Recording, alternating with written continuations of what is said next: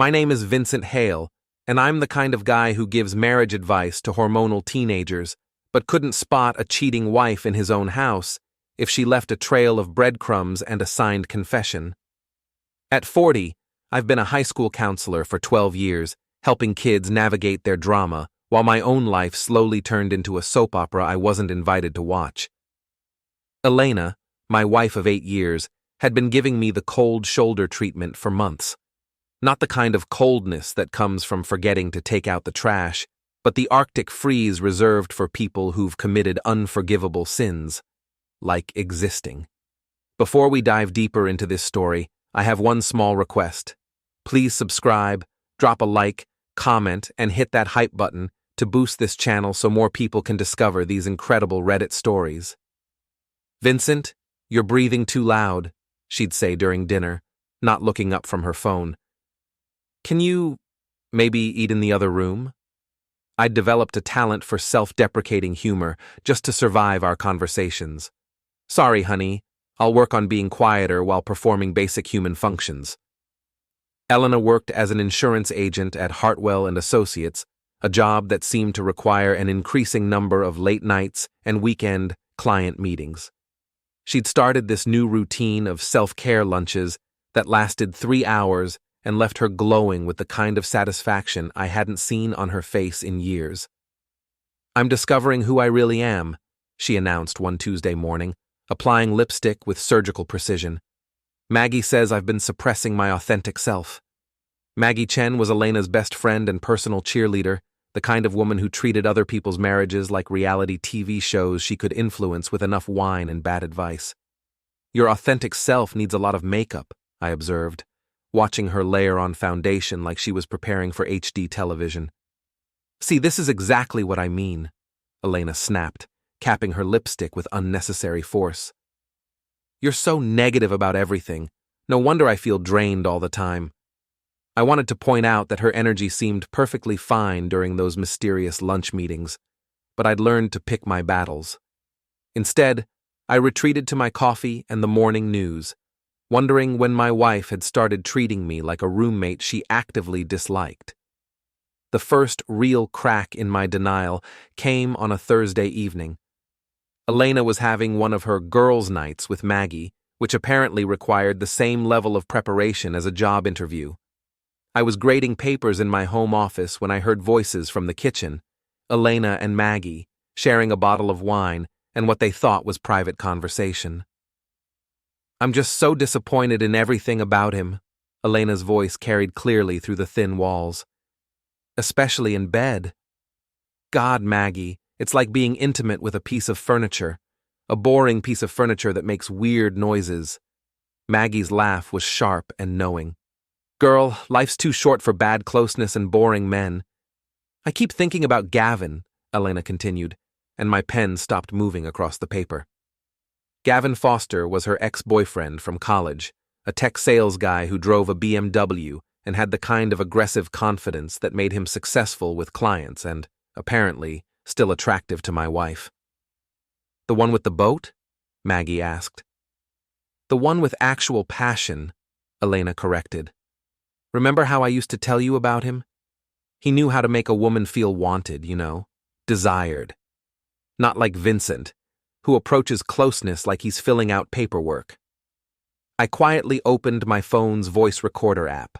If you're going to get stabbed in the front, might as well save the CCTV footage. "Maybe you should text him," Maggie suggested with the casual tone of someone recommending a restaurant. "Just to catch up." "I already did," Elena admitted, and I felt something cold settle in my stomach. "We've been talking for a few weeks now. He's divorced, living in Portland. Says he never forgot about me." "Are you going to see him?" "We're meeting for lunch tomorrow." "Just lunch," Elena added quickly, but the excitement in her voice suggested lunch was just the appetizer. I sat in my office for another hour, listening to them giggle about Elena's options and my various shortcomings as a husband and lover. They covered everything from my lack of spontaneity to my pathetic attempts at romance, painting a picture of a man so fundamentally inadequate that infidelity seemed like a public service. When Maggie finally left, I pretended to be asleep. Elena slipped into bed beside me, and for the first time in months, she seemed happy, energized, planning something that had nothing to do with me except as an obstacle to be managed. I lay awake until 3 in the morning, staring at the ceiling and feeling something shift inside me. For 8 years, I'd been playing the role of the understanding husband, the guy who absorbed criticism and tried harder, who apologized for taking up space in his own life. But Elena wanted a new game. Fine. Time to rewrite the rules. The next morning, I acted completely normal. Made coffee, asked about her day, kissed her goodbye like a husband who had no idea his wife was about to have lunch with another man. Elena practically floated out the door, checking her reflection in every surface. After she left, I opened our shared laptop, the one we'd bought for household management, but which Elena used for everything because she was too lazy to maintain her own computer. She'd never been good with passwords, using variations of our wedding date and her maiden name for everything. It took me exactly 4 minutes to find her email account. The messages between Elena and Gavin went back 6 weeks. They started innocent enough. "Hey, saw your post about the promotion, congratulations," but quickly escalated into territory that made my morning coffee taste like ash. Gavin: "I was just thinking about that weekend we spent at the cabin. You wore that blue sundress. I couldn't keep my hands off you." Elena: "God, I remember. You were so different from the guys I'd dated, so confident, so intense." Gavin: "I still think about you, especially lately.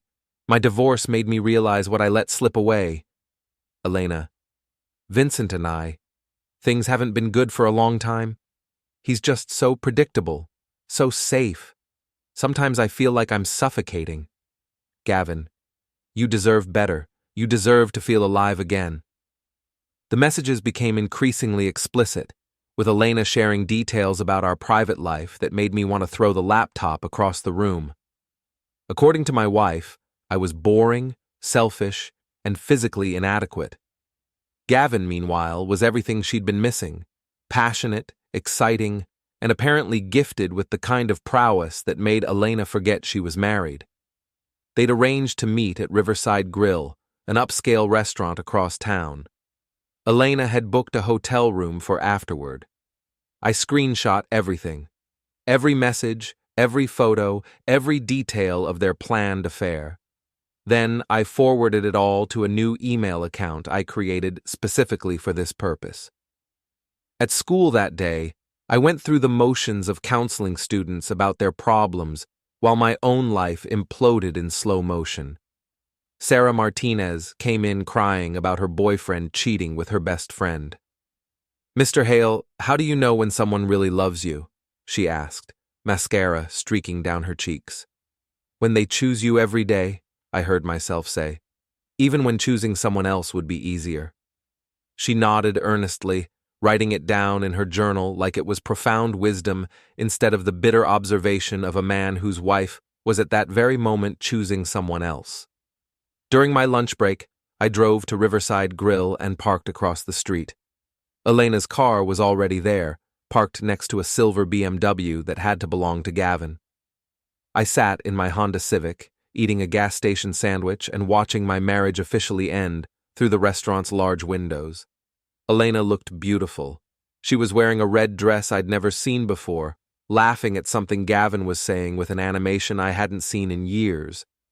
He was exactly what I'd expected: tall, confident, the kind of guy who gestured with his hands and took up space like he owned it. They sat close together, Elena's hand resting on his arm, her body language screaming availability. Gavin kept leaning in to whisper things that made her blush and giggle like a teenager. At one point, he reached across the table to tuck a strand of hair behind her ear, and Elena closed her eyes like she was savoring the touch. I recorded it all on my phone, providing my own bitter commentary. Nothing like watching your wife cheat on you while you eat a gas station sandwich really adds flavor to the processed meat. They left the restaurant together, Elena following Gavin's BMW in her sedan, toward the Hampton Inn on Route 9. I didn't follow them to the hotel. I'd seen enough, and frankly, I had work to do.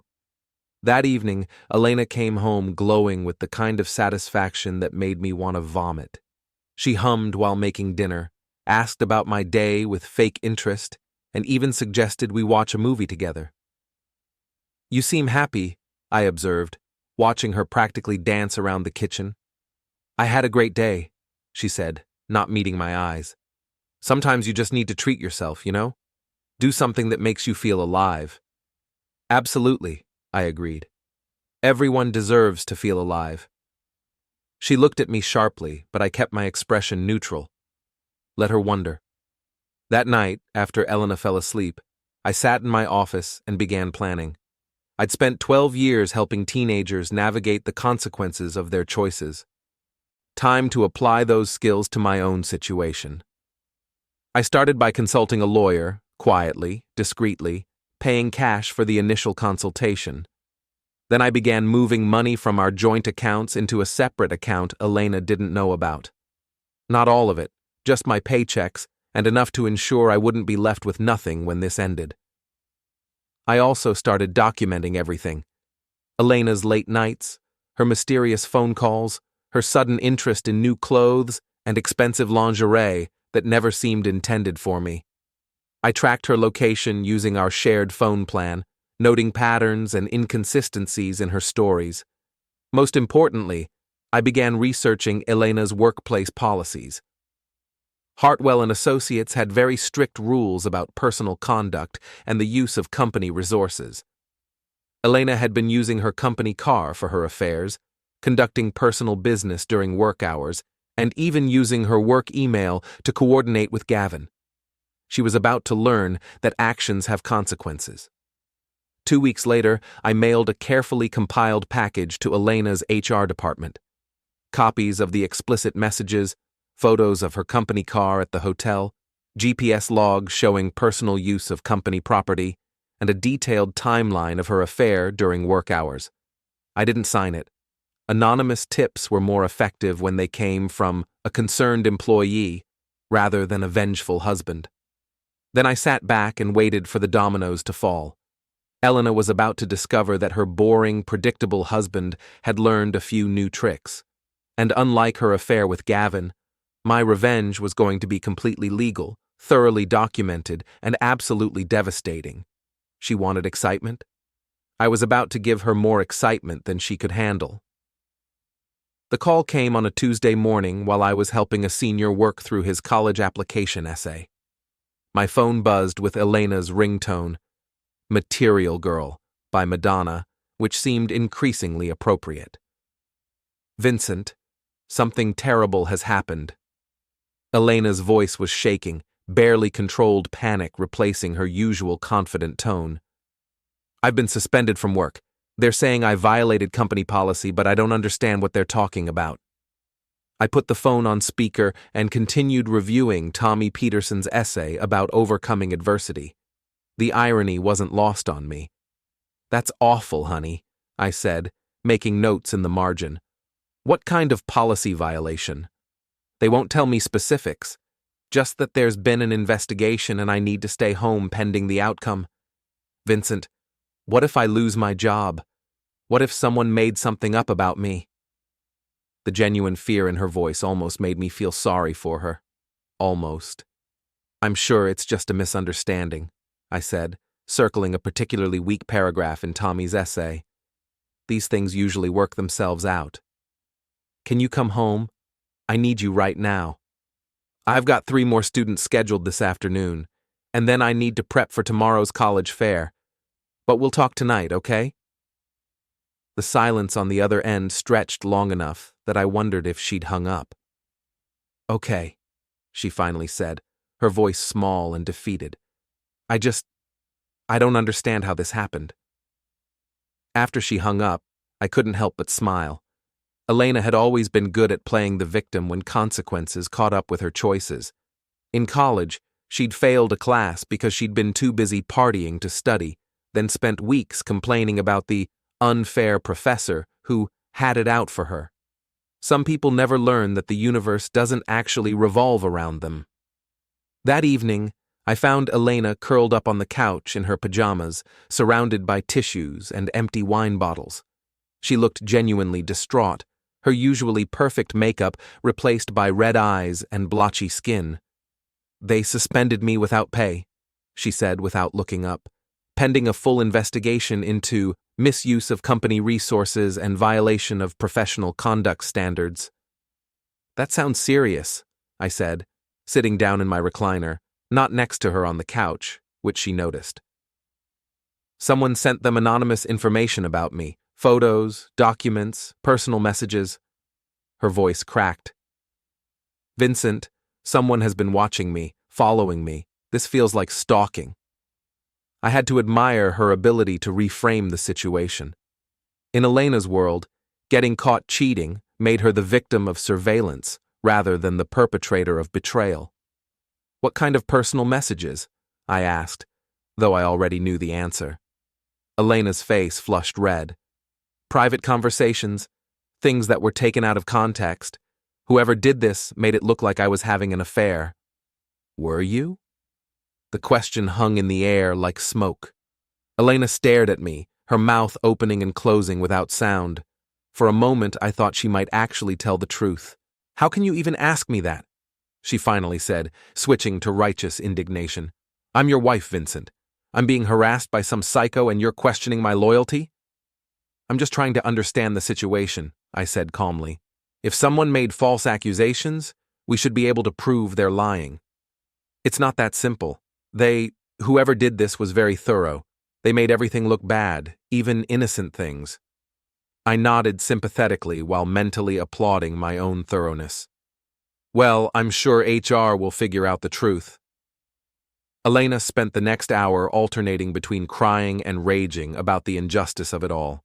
She called Maggie twice, rehashing every detail and building elaborate theories about who might have set her up. She never once mentioned Gavin, which I found interesting. The next few days fell into a pattern. Elena would spend her mornings on the phone with lawyers and HR representatives, her afternoons drinking wine and feeling sorry for herself, and her evenings trying to get me to validate her victim narrative. "I think it might be someone from work," she announced on Thursday, pacing around the kitchen while I made dinner. "Maybe Jennifer from accounting. She's always been jealous of me." "Why would Jennifer care about your personal life?" I asked, chopping vegetables with perhaps more force than necessary. "Because she's bitter and pathetic. Some women can't stand to see other women happy." The lack of self-awareness was breathtaking. Meanwhile, I'd been busy with my own investigations. It turned out Gavin Foster wasn't just having an affair with my wife. He was married himself, to a woman named Rachel, who had no idea her husband was spending his lunch breaks at hotels with other women. I found Rachel's Facebook profile easily enough. She was a nurse at Maine Medical Center, worked night shifts, had 2 kids from a previous marriage. Her posts were full of gratitude for her amazing husband who supported her career and helped with the kids. I also discovered that Gavin had a pattern.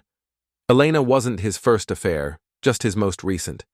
A little digging through social media and public records revealed at least 2 other women he'd been involved with during his marriage. The man was a serial cheater, and my wife was just another conquest. On Friday afternoon, I decided it was time for a more direct approach. I drove to Gavin's gym, Elite Fitness on Commercial Street, and waited in the parking lot. According to his very public social media posts, he worked out every Friday at 4 o'clock. He arrived right on schedule, parking his BMW in a spot clearly marked for compact cars. Even his parking was arrogant. I followed him inside, bought a day pass, and found him at the bench press, grunting through what looked like more weight than he could actually handle safely. "Gavin Foster?" I approached him during his rest period. He looked up, clearly not recognizing me but automatically switching into his sales guy persona. "Yeah, that's me. Do we know each other?" "Vincent Hale," I said, extending my hand. "Elena's husband." The color drained from his face, but he recovered quickly, standing up and puffing out his chest like a threatened animal. "Look, man, I don't know what you think." "I don't think anything," I interrupted, keeping my voice calm and reasonable. "I know. I have copies of every message you sent my wife, photos of you together, hotel receipts, GPS logs from her company car." Gavin glanced around nervously. The gym was busy, full of people who were now paying attention to our conversation. "You need to stay away from Elena," he said, trying to sound tough. "She's not happy with you and she doesn't need you harassing her about her choices." I almost laughed. "Her choices? You mean like using company property to cheat on her husband? Or lying to your wife about where you spend your afternoons?" "What? Rachel, right? Night shift nurse, 2 kids? I wonder what she'd think about your lunch meetings." Gavin's tough guy act crumbled. "You don't know anything about my marriage." "I know enough. I know you're a serial cheater who targets unhappy wives. I know you've been doing this for years, and I know that your wife has no idea." I pulled out my phone and showed him a screenshot of Rachel's latest Facebook post, a photo of their family at a restaurant, with a caption about how blessed she felt to have such a faithful husband. "Here's what's going to happen," I continued, my voice still calm, but carrying an edge that made him step back. "You're going to stop contacting my wife. You're going to delete her number. And you're going to pray that I don't decide to share what I know with your wife, your employer, or anyone else who might be interested." "You can't threaten me," Gavin said, but his voice lacked conviction. "I'm not threatening you. I'm explaining consequences. Elena's already facing hers at work. You can face yours at home and at your job, or you can disappear from our lives and hope I'm feeling generous." I started to walk away, then turned back. "Oh, and Gavin, next time you want to steal another man's wife, maybe don't park in handicapped spots. Really shows your character." I left him standing there surrounded by gym equipment and the curious stares of other members. As I walked to my car, I heard him frantically dialing his phone. That weekend, Elena received the divorce papers. I had them served at her mother's house, where she'd been spending most of her time since the suspension. According to my lawyer, the timing was perfect. Elena was unemployed, caught in a documented affair, and had violated the terms of our prenuptial agreement. She called me screaming, "You bastard! You planned this whole thing!" "I planned to stay married to a faithful wife," I replied. "You planned something different." "I never cheated on you." "Elena, I have video of you kissing Gavin at Riverside Grill. I have copies of messages where you describe in detail what you wanted to do to him. I have hotel receipts and GPS logs. Would you like me to read some of the more interesting messages out loud?" The line went quiet. "You were spying on me," she finally whispered. "I was paying attention. There's a difference." "This isn't over, Vincent. I'll fight this. I'll take you for everything you have." "With what money? You're unemployed, remember? And according to our prenup, adultery voids your claim to spousal support." I hung up and turned off my phone. Elena could rage all she wanted, but the game was already over. She just hadn't realized it yet. That evening, I sat on my back deck with a beer and watched the sunset. For the first time in months, I felt like I could breathe. The house was quiet, peaceful, mine. Elena had wanted excitement, passion, something to make her feel alive. Well, divorce proceedings and unemployment would certainly be exciting. Fighting for her reputation and financial security would definitely make her feel alive. Sometimes you get exactly what you ask for. Monday morning brought the kind of satisfaction I hadn't felt since successfully getting Tommy Peterson into his first-choice college.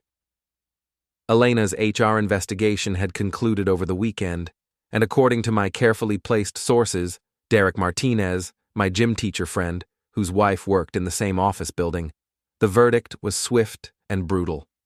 Elena Hale, soon to be Elena Ward again, was officially terminated for gross misconduct, misuse of company property, and violation of professional standards. No severance, no references, no chance of appeal. She called me at work, sobbing. They fired me, Vincent. 15 years with that company, and they fired me over a misunderstanding. That's unfortunate, I said, genuinely meaning it. I'd wanted consequences, not complete destruction. But Elena had built this house of cards herself. I'd just provided a little wind. I need help. I can't afford a lawyer without my job. Can we please talk about this divorce thing? Maybe we can work something out. Elena, you cheated on me with your ex-boyfriend using company time and resources. You told your friend I was boring in bed and that you were planning to leave me anyway. What exactly is there to work out? I made mistakes, but you made choices. There's a difference. I hung up and immediately felt guilty. Not about the divorce, that ship had sailed, but about the complete devastation. Elena was flawed and selfish, but she was still a human being who was about to lose everything. The guilt lasted approximately 30 seconds, until I remembered her laughing with Gavin about my pathetic attempts at romance. That afternoon, Principal Sanders called me into his office. Margaret Sanders was a no-nonsense woman in her 50s who ran our school like a benevolent dictatorship. Vincent, I wanted to check in with you. I know you're going through some personal difficulties. I raised an eyebrow. How did you... Small town, small school district. Word travels. Are you doing okay? Do you need some time off? I'm fine, Margaret. Actually, I'm better than I've been in months. She studied my face carefully. Divorce can be traumatic, even when it's the right choice. If you need counseling resources or just someone to talk to, you know I'm here. I appreciate that, really, but I'm handling it. Good. Because frankly, you seem more focused and energetic than you have in years. Whatever you're doing, keep it up. After work, I stopped by Derek's house for what had become our weekly beer and complaint session. Derek Martinez had been my closest friend since college, a former football player turned gym teacher who had the rare gift of being both completely loyal and brutally honest. So, he said, handing me a Corona with lime. Heard your wife got fired. News travels fast. Maria heard it from Jennifer in accounting. Apparently, Elena was using company cars for personal business, conducting affairs on company time, the whole 9 yards. Maria says HR had a file thick as a phone book. I took a long drink and said nothing. You know what's weird, though? Derek continued, settling into his patio chair. The timing. Elena gets caught, you file for divorce, and suddenly Gavin Foster's life starts falling apart too. What do you mean? Derek grinned. Someone, and I'm not saying who, might have mentioned to a few people at Elite Fitness that Gavin likes to brag about stealing other men's wives. Turns out his wife Rachel heard about it through her sister, who works at the gym. And? Rachel kicked him out, changed the locks, froze their joint accounts, the whole scorched earth approach. Gavin's been living in his BMW for 3 days. I tried to look surprised. That's unfortunate. Is it? Because I also heard that someone sent his boss some interesting information about his extracurricular activities. Apparently, Hartwell & Associates wasn't the only company whose resources were being misused. Derek was fishing, but I kept my expression neutral. People make their own choices, Derek.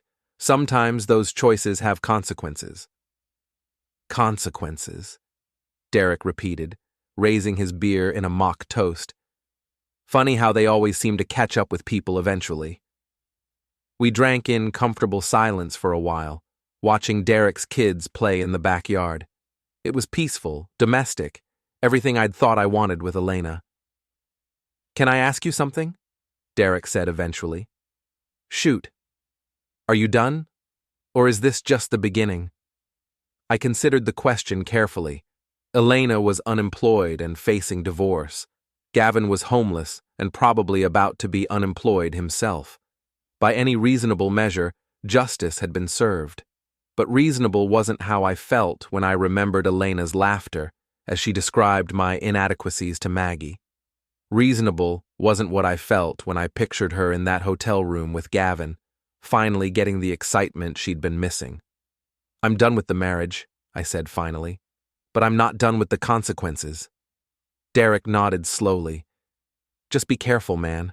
Revenge is like alcohol. It's easy to have more than you planned. That weekend, I discovered that Elena had been busier than I'd realized.